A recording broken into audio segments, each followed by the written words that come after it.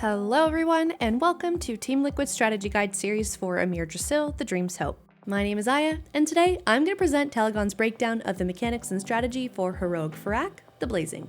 Let's go through the fight phase by phase, starting with phase 1 and the mechanics present in more than one phase. The first mechanic you need to be aware of is a Flame, where Fyrakk debuffs several players with a magic dispellable ramping dot effect. If your healers dispel aggressively, this mechanic isn't overly oppressive, but it is nice to have access to a mass dispel or revival to stay ahead of or catch up on this mechanic. With that out of the way, Blaze will be present in every phase. This mechanic centers a line on 5 subsequent players with different orientations.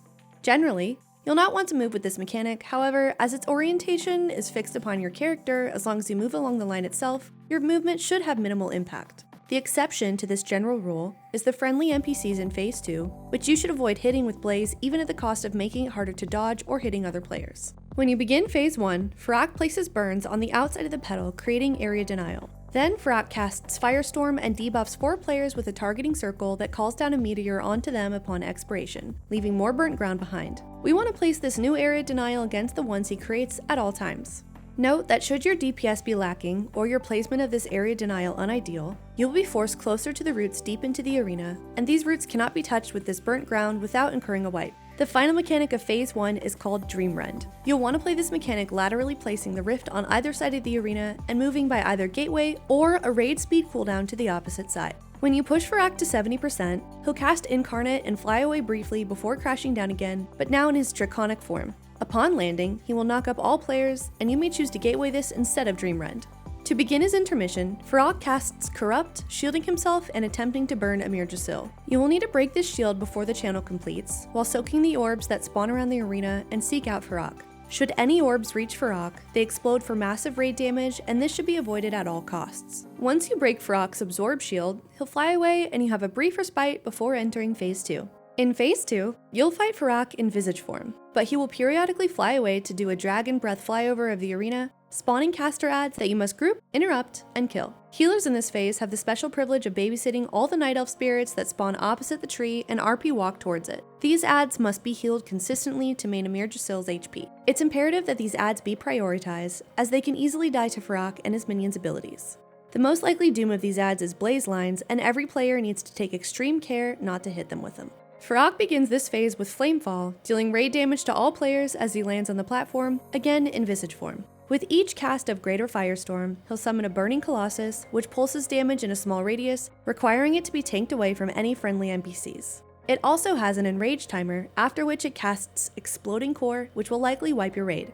Fyrakk will cast Incarnate to re-enter Dragon form and fly away, casting Shadow Flame Devastation. As he breathes laterally across a centered lane, he deals massive damage to anyone in the effect and spawns caster adds in a predetermined pattern. You'll want to assign or at least create a loose convention for how these adds become grouped. Ideally, you'll knock the adds in from both sides and use Map Grip or Sigil of Chains from a Blood Decay or Vengeance Demon Hunter respectively. If your comp lacks those tanks or lacks knockback abilities, you can crowd control one side of the adds and only group half of them, kill them, and then move to the other side, group, and kill them. It's important that these adds are never allowed to channel, as any friendly NPCs nearby will be instantly turned into screaming souls themselves.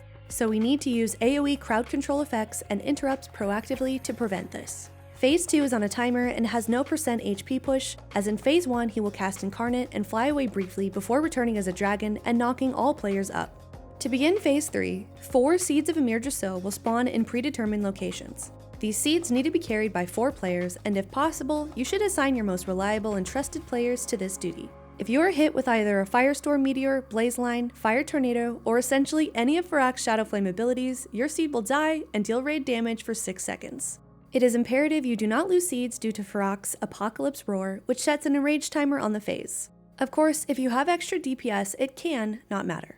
Each seed can be placed on the ground by way of extra action button and picked up simply by moving it into its circle. During Apocalypse Roar's cast, this extra action button's functionality changes, and instead of dropping the seed, it places a circle of blooming ground beneath the player. You may move into the ground effect to gain a massive absorb that lasts 6 seconds. This shield allows you to live the massive damage of Apocalypse Roar. There is no stipulation that you remain in the ground effect once you have gained the absorb, and may move freely once you have done so. If you are targeted with Blaze or Firestorm while carrying a seed, you need to drop the seed and move aside to allow the targeted mechanic to resolve before moving back to pick up your seed. You will want to place the Firestorm tornadoes on the edge of the arena. If you are moving with some speed as your Firestorm hits you, you should always be able to avoid the resulting tornado. Your seed carriers will ideally all be ranged, as non-seed carrying players can group around the boss, resulting in a natural separation between blaze lines and seed carriers. You should have a predetermined spot to place blooms for Apocalypse Roar, and note that there is no reason to hold placing bloom late into the Apocalypse Roar.